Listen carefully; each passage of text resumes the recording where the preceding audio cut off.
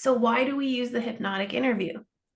Symptom versus root cause. The Western model is oriented towards getting rid of the symptom, towards a coping mechanism.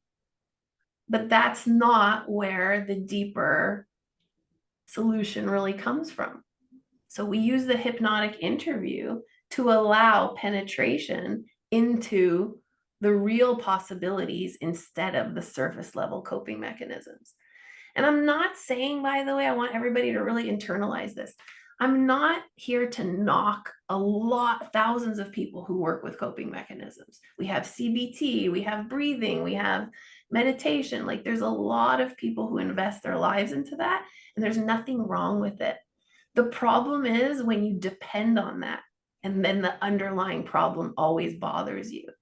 So like I use breathing techniques, I use all kinds of stuff, but not to solve problems, to do other things.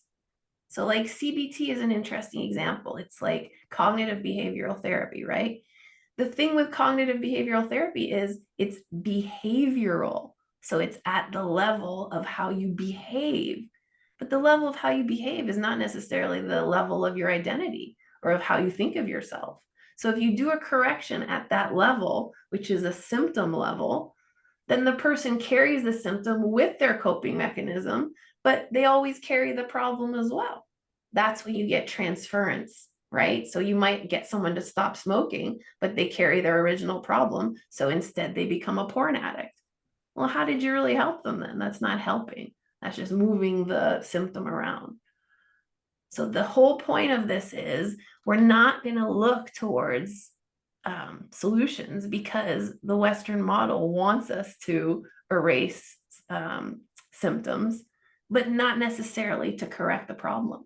That's what sets this apart from all of those other methods. And I just want to reiterate, those other things aren't bad. They help people. They help people in the moment. They help, kids who need to operate in schools and things like that. Like that's not a bad thing. But we also don't want to leave people suffering with their coping mechanism. So number 2, hypnotic suggestions, language patterns, confusion techniques. It's a lot to remember. Gail, did you have to remember anything? Did you even know exactly what she had said the whole time, or did you forget parts of it? Oh, yeah, I would forget the certain words. Right. I'd remember like the emotion. Exactly. You don't even need to know exactly what you're listening to. Half the time I'm confused in the session. I don't know what I'm talking about. I don't know what they're talking about. I mean, it's at that level. But that's because I'm not interested in confusion tactics or having a certain art, NLP approach, or I'm not trying to use any of those. All I'm doing is investigating, hypnotic interview. So I don't have to worry about remembering. I don't have to worry about what suggestion did I give her that she liked. And by the way, everybody, I don't know if her screen is frozen. No, it's not. It was interesting just watching Leah. She's really in a trance. She's like interested in her contents of her mind right now. You can just watch it. It's just interesting to observe. The trance continues.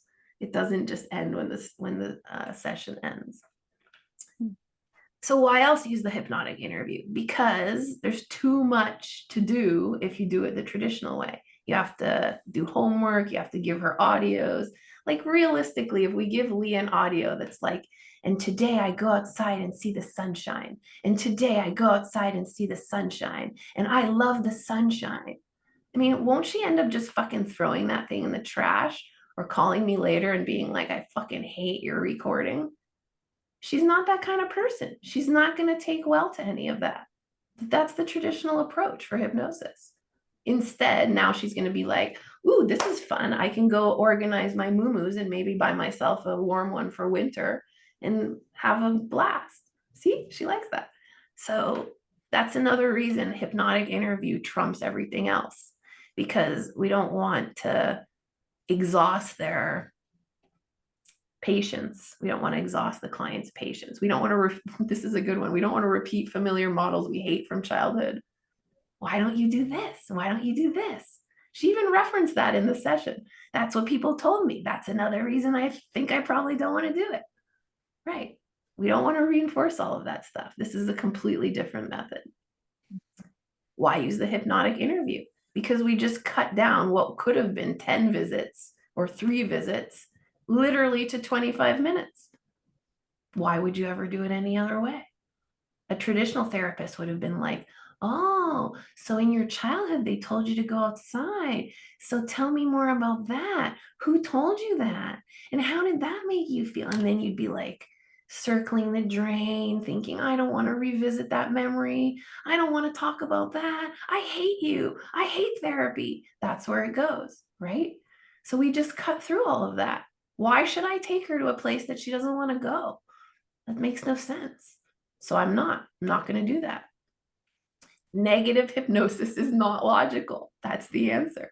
It is just not logical to drag people to places they don't want to go. Rapport, pre-talk, suggestibility, deepeners, relaxation, way too much work. All we want to do is therapy. We just want to help her get out of it. That's it. That's all we did. Let's just get out of it right now. Come on.